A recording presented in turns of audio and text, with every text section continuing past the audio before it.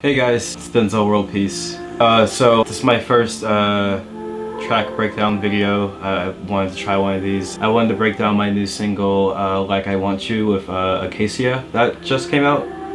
And just tell a little bit more about the story of how the song came about. So it originally started off as like a remix I did for another artist that their management ended up passing on. So I just decided to keep the beat and make my own original song. It went through a lot of iterations and I ultimately hit up Akacia, who's a singer from Australia. I'll link her stuff. She's amazing. She works with a ton of producers on SoundCloud that I look up to. And I sent her the beat, and in a week she sent vocals back. And I mixed everything down, and I want to explain how I did the processing on the vocals and everything, and also explain how I did it and how I made the original demo. I really like doing like ambient stuff in the background, so it originally started off with this sound.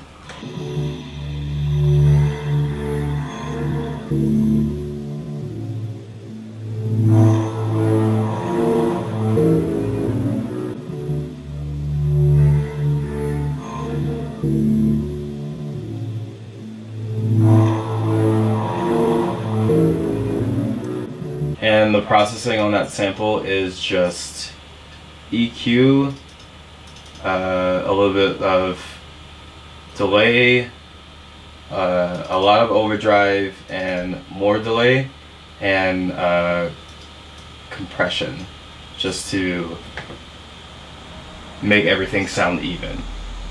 So after I had that part done, I put chords over it, and they're just these kind of generic major pop chords.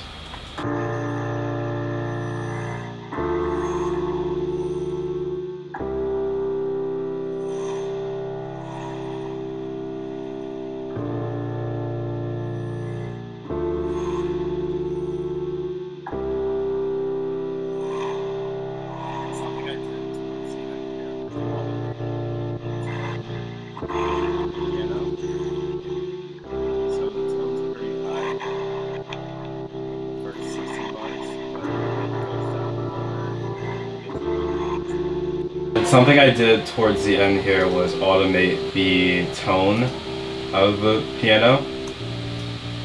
So the tone's pretty high in the first 16 bars, but it goes down lower when you get to the main verse part.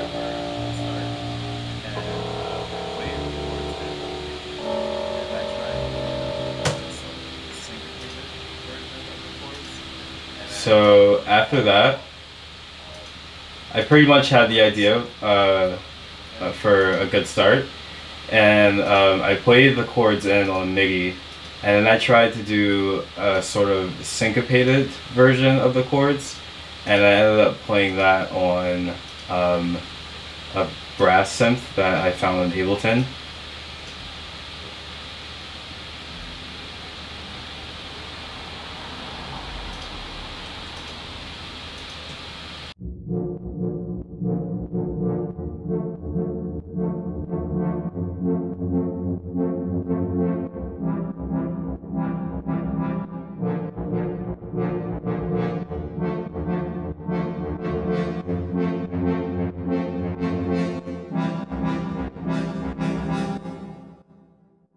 So it's the same chord progression, just played a little bit more syncopated. And once I had that laid down, I went to adding more synths and more sound effects and more ambient noises and stuff like that.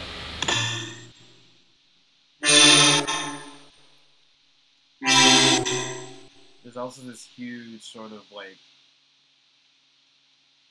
flume style like brass that I made in Serum.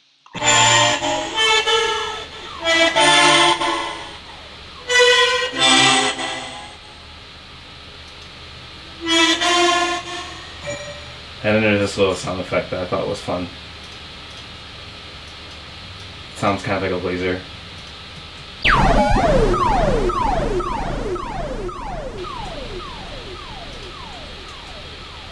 So yeah, moving on from that, once I had everything laid out and the ambient sounds that I got from a old Japanese ambient record, that's barely noticeable, but if you take it out, you'll notice it's not there.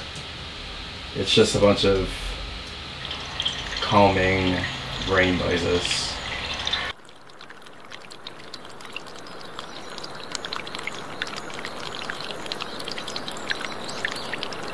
So from there I added drums.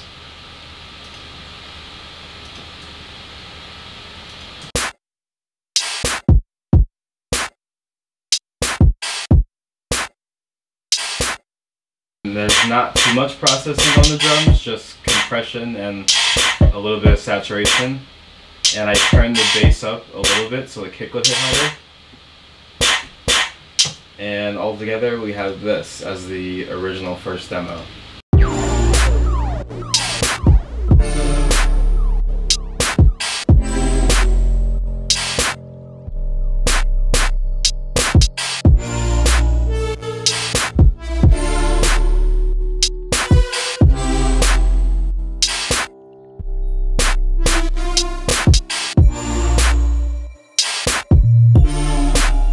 So that just sort of sat with me for a little bit. I made that a little bit over a year ago. I think the project is even called 724.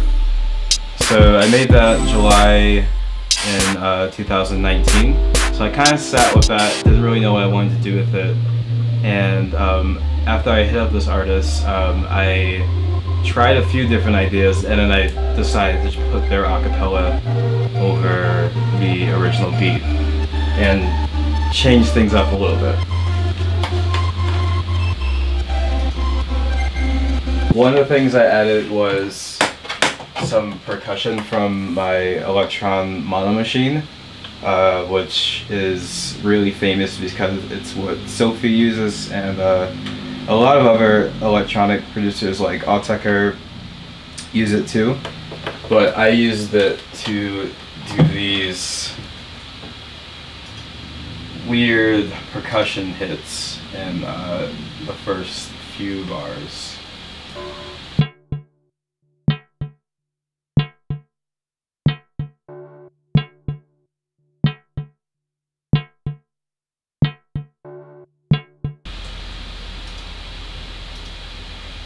So after that, I talked about how I changed things up a little bit. It still starts exactly the same and goes into the same drums, but around the pre-chorus I added some other stuff. I added this sort of like other ambient flute noise that I believe I reversed and pitched down a little bit. There's still the same processing on it: EQ, overdrive for distortion, and compression to keep everything even.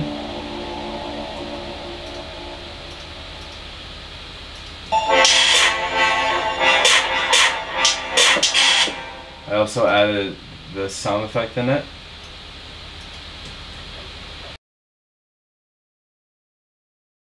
There's a lot of sound effects and like ambient noise and like background stuff that I wanted to add to keep something that would usually just be pretty pop kind of interesting. So I'm going to turn her vocal on just so you can get the idea of what how I tried to change the instrumental up to match her style.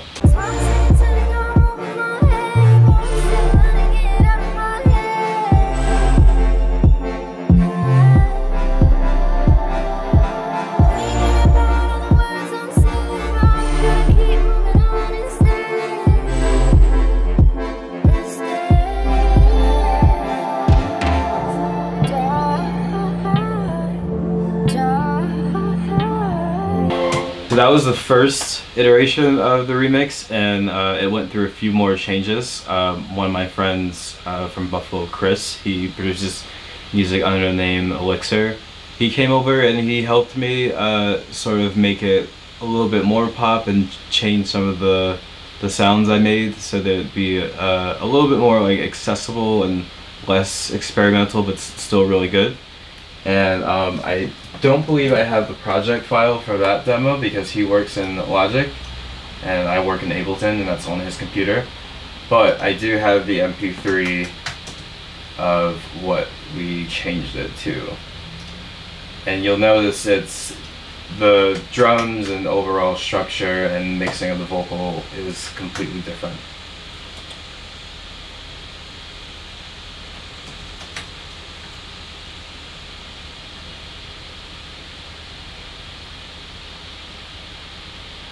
I'm gonna play the one without the vocal just so you can hear how different the sounds we arranged are.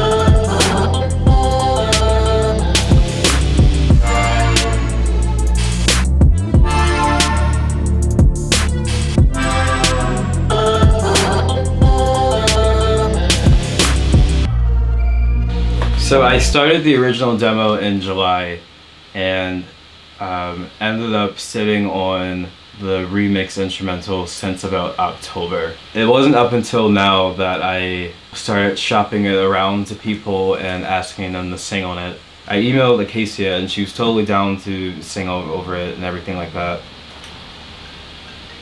Scam Whiteley's calling me. She sent me back her vocals and I'm going to play what she sent me back now with my processing on it. One cool thing we did on it was a lot of harmony engine stuff. That's in a lot of Bon Iver and like Cashmere Cat songs and Francis and the Lights songs. And my friend from Australia, Daniel, he produces music under the name Orca, helped me out with that, and we basically put the chords of the progression under the vocal, and the program copied the chords and auto-tuned them so it sounds like a harmony around the original vocal.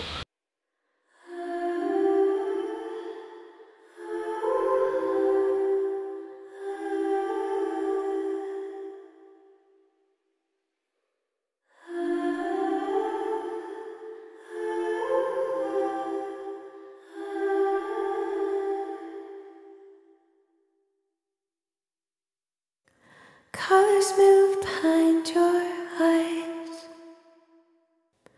I know you've been here a million times. Red pill or blue pill, you decide. Somewhere you know we have to draw the line. Do you want me like I want you? Is it undeniable? Do you want me like I want you? Is it undeniable?